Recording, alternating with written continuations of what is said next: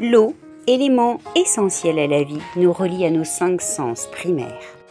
Apaisé par les sons d'une cascade, de chutes d'eau, de la pluie même, ou simplement des vagues. Attiré par ses couleurs, sa translucidité, son immensité, ou même sa force. Surpris par ses odeurs, d'humidité, iodée, soufrée parfois. Selon sa minéralité, elle aura parfois des goûts et des saveurs différentes. Et c'est au travers du toucher, à travers notre peau, principal organe, qu'elle apportera ses bienfaits de façon externe au corps. Au contact de l'eau, la première réaction de la peau sera vasculaire. L'eau chaude sur le corps vasodilate et par conséquent apaise. L'eau froide, quant à elle, vasoconstricte les vaisseaux et réénergise. L'alternance des deux permettra une gymnastique des vaisseaux sanguins.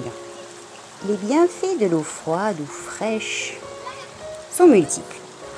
L'eau froide permet notamment, au travers du drainage rénal, de donner envie d'uriner par un bain froid ou tout simplement le contact à l'eau froide et ainsi retirer des toxines. L'eau froide stimule les glandes surrénales et a donc une action tonique, vivifiante, et permet également de stimuler le système immunitaire. L'eau froide apaise la douleur en cas d'inflammation, par exemple des articulations douloureuses. Une douche fraîche, régulière, augmentera le taux de globules blancs, le taux d'hémoglobine, qui améliorera aussi l'oxygénation, le taux de coagulation et la glycémie, ainsi que le débit cardiaque. S'asseoir dans une eau fraîche permettra l'amélioration et le soulagement des crises d'hémorroïdes, ainsi que des cas de constipation et de lenteur digestive. La marche dans l'eau froide ou les bains de pieds froids viendront à bout de certains problèmes de la circulation veineuse. Quant au bain de bras froids, plusieurs fois par jour, une dizaine de minutes, viendra soulager certains maux de tête. Et puis il y a l'eau chaude. Ses effets également sont très bons pour la santé. À commencer par exemple par la détente, le sommeil, à apaiser des nerveux, des frileux, des personnes stressées, à soulager des rhumatismes, des douleurs de l'arthrose, de l'hypertension. Les bains chauds ouvrent les capillaires de la peau pour drainer les toxines par exemple, et aussi apporter à l'intérieur du corps, si c'est par exemple dans l'eau marine, tous les bienfaits des ions marins à travers les pores de la peau.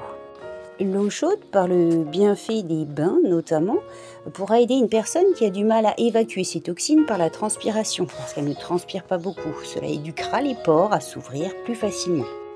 Les bains de pieds chauds pourront par exemple éloigner les maladies virales et faire baisser la fièvre. Ainsi, c'est par ce biais de bains de pieds réguliers au bicarbonate de soude que l'on peut désacidifier un organisme rapidement. Lorsqu'on y ajoute des sels, notamment des bicarbonates de soude, et qu'on effectue des bains réguliers de pieds dans de l'eau bien chaude jusqu'à son refroidissement, elle permettra notamment les drainages des toxines et notamment de l'acidité du corps. Pour en tirer un maximum de bénéfices, il est tout à fait possible aussi d'alterner les deux. Dans des douches alternées par exemple, ou ce qu'on appelle aussi la douche écossaise, qui stimulera le système nerveux, et puis qui permettra de brasser les humeurs, les liquides à l'intérieur du corps, et d'effectuer une gymnastique au vaisseau sanguin. Elle s'effectue par une alternance d'eau tiède voire chaude pendant 15 secondes, puis un peu d'application d'eau froide pendant 30 secondes. L'habituation à l'eau plus fraîche permet aussi de mieux appréhender la période froide hivernale.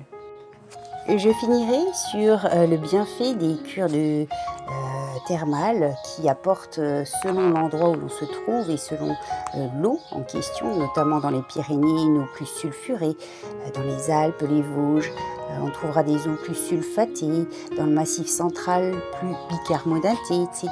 Des bienfaits sur le corps, rien à voir avec la baléo.